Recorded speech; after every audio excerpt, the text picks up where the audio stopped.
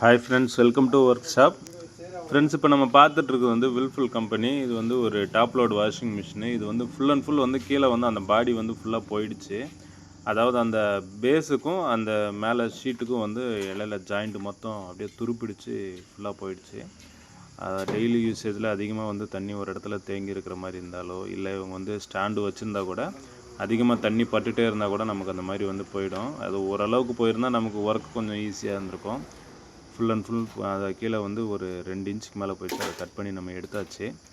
அந்த பீஸ்க்கு உள் பக்கமாக நம்ம வந்து அதாவது நம்ம வந்து ஃபஸ்ட்டு வந்து பேக் சைடு தான் அதை அடிக்கலாம்னு நினச்சோம். ஆனால் வந்து இது வந்து சாம்சங் பாடி கீழே நம்ம பெட்டு வந்து வச்சுருக்கிறது. இதில் வந்து பேஸ் வந்து நல்லா இருக்குது, ஸ்ட்ராங்காக. அந்த பேஸ் கூட ரேக்கு கூட நமக்கு வந்து ஸ்ட்ராங்காக தான் இருந்தது.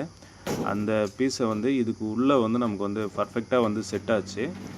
என்ன பண்ணுறோம் அப்படின்னா, அது ஃபுல் அண்ட் ஃபுல் வந்து நம்ம உள்ளே வந்து இன்சர்ட் பண்ணிவிட்டு, நமக்கு இதுக்கு முன்னாடி வந்து இந்த மிஷின் வந்து எவ்வளோ லென்த் இருக்குன்றது, டோட்டல் லென்த்துன்றது மெஷர்மெண்ட் பண்ணணும். அது வந்து கிட்டத்தட்ட வந்து 29 இன்ச்சஸ் அந்த மாதிரி இருந்தது. அந்த சைஸுக்கு நம்ம வந்து பேஸ் பண்ணிவிட்டு, எக்ஸாக்டாக எவ்வளோ சைஸ் நமக்கு தேவைன்னு பார்த்துட்டு அதுக்கேற்ற மாதிரி நம்ம வந்து அந்த பேஸுக்கும் அந்த ரேக் ஷீட்டுக்கும் வந்து நம்ம வந்து டைரக்ட் ஸ்க்ரூ வந்து நம்ம வந்து போடுறோம். அப்படி ஸ்க்ரூ போடுறதுனால நமக்கு என்ன ஆகும் அப்படின்னா, கீழே வந்து பேஸ் மேலே வந்து அந்த ரேக் ஷீட் வந்து நிற்கும். அப்போ வந்து நமக்கு ஈக்குவலான ஒரு வெயிட்டு நம்ம மாமூலாக வந்து ட்ரம் ரொட்டேட் ஆனால் கூட நமக்கு 4 மூலையும் வந்து நமக்கு வந்து நல்ல ஒரு ஸ்ட்ராங்கான ஒரு பில்லர் மாதிரி இருக்கும். கீழே அந்த பேஸு ரேக் ஷீட் வந்து அது கூட பிடிச்சிட்டு இருக்கிறதுனால நம்ம மாமூலாக இதுக்கு முன்னாடி மிஷின் நம்ம புது மிஷினை வாங்கியிருந்தப்போ நமக்கு எப்படி எவ்வளோ லோடு போட்டாலும் ஒன்றாவலையோ அதே மாதிரி இருக்கும். எந்த ஒரு ஷேக்கும் வராது. பர்ஃபெக்டாக வந்து செட் ஆகிடும். இல்லை இந்த மாதிரி பண்ண முடியாது அப்படின்னா நம்ம வந்து பாடியே நமக்கு வந்து மார்க்கெட்டில் கிடைக்கும் புதுசு போட்டுக்கலாம். இல்லை சிம்பிளாக நம்மக்கிட்ட இருக்கிற பொருளை பண்ணிக்கலாம் அப்படின்னா இந்த மாதிரி பண்ணிக்கலாம். அதில் வந்து நமக்கு இடையில வந்து கொஞ்சம் கேப் இருந்த மாதிரி இருந்தது. அதுக்கு என்ன பண்ணுறோம் அப்படின்னா, அந்த ஆல்ரெடி இந்த பாடி பேக் சைடு வந்து நம்ம இருந்த கனெக்டிவிட்டி வந்து நம்ம கட் பண்ணி எடுத்துகிட்டு ஃபுல்லாக வந்து நமக்கு எங்கேயும் அதிகமாக கேப் இல்லாமல் நம்ம வந்து க்ளோஸாக வச்சுட்டு ஸ்க்ரூ போடுறோம். ஒருவேளை எங்கேயாவது கேப் இருந்தது அப்படின்னா அது ஒரு வேளை நமக்கு ஏதாவது நாய்ஸ் வந்து ஆக்கிறதுக்கு வாய்ப்பு இருக்கும். ஏன்னா ரன்னிங்கில் வந்து ஸ்பின்னில் வந்து லோடோடு வந்து ரொட்டேட் ஆகுறப்போ கொஞ்சம் ஷேக் வரும். அந்த மாதிரி டயத்தில் வந்து எங்கேயாவது கேப் இருந்தது அப்படின்னா கண்டிப்பாக வந்து நமக்கு ஏதாவது சவுண்ட் வந்துடும். அதனால் வந்து நமக்கு அந்த ஷேக்கும் வரக்கூடாது, எங்கேயும் சவுண்டும் வரக்கூடாது. அப்படின்னா பர்ஃபெக்டாக வந்து உள்ளே உள்ள அந்த பாடிக்கும் இதுக்கு வந்து கேப் இல்லாமல் வந்து நல்லா அட்டாச்சாக இருக்கணும்.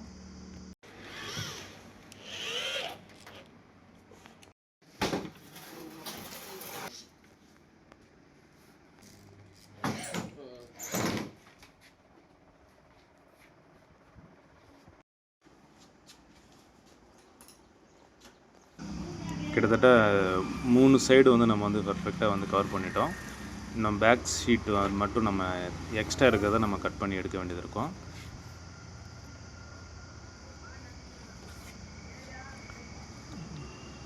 ட்ரம் வந்து பர்ஃபெக்டாக ஈக்குவலாக சென்டரில் இருக்குது நமக்கு.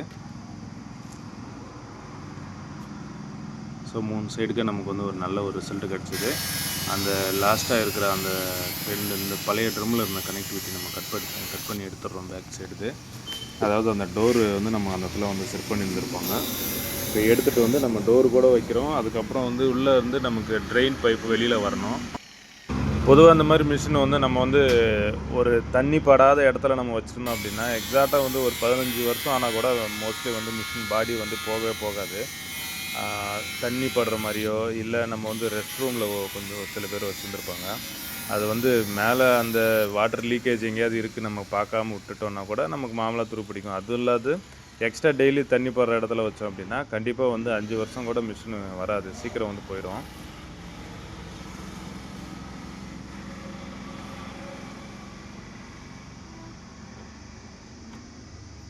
இதுக்கு மேலே அப்படின்னா நம்ம இன்னும் இந்த ஹோல், அதாவது ட்ரெயின் பைப்பு நமக்கு வெளியில் வர்ற இடத்துல நம்ம வந்து அந்த பைப் செட் பண்ணணும்.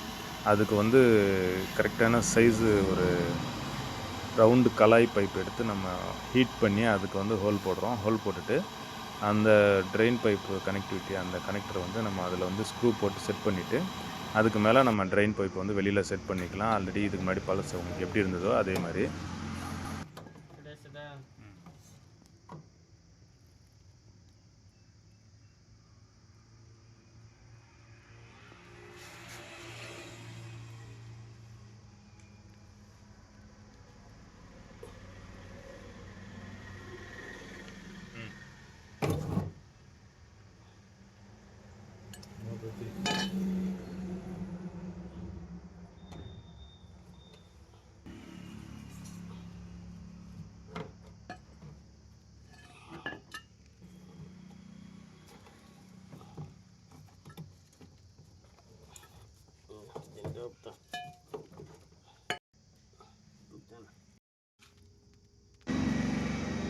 கிட்டத்தட்ட எல்லாம் ரெடி ஆயிடுச்சு. இதுக்கு இந்த ஸ்க்ரூ போட்டு நம்ம டோர் போட்டோம் அப்படின்னா நம்ம ஒர்க் வந்து கம்ப்ளீட் ஆயிடுச்சு.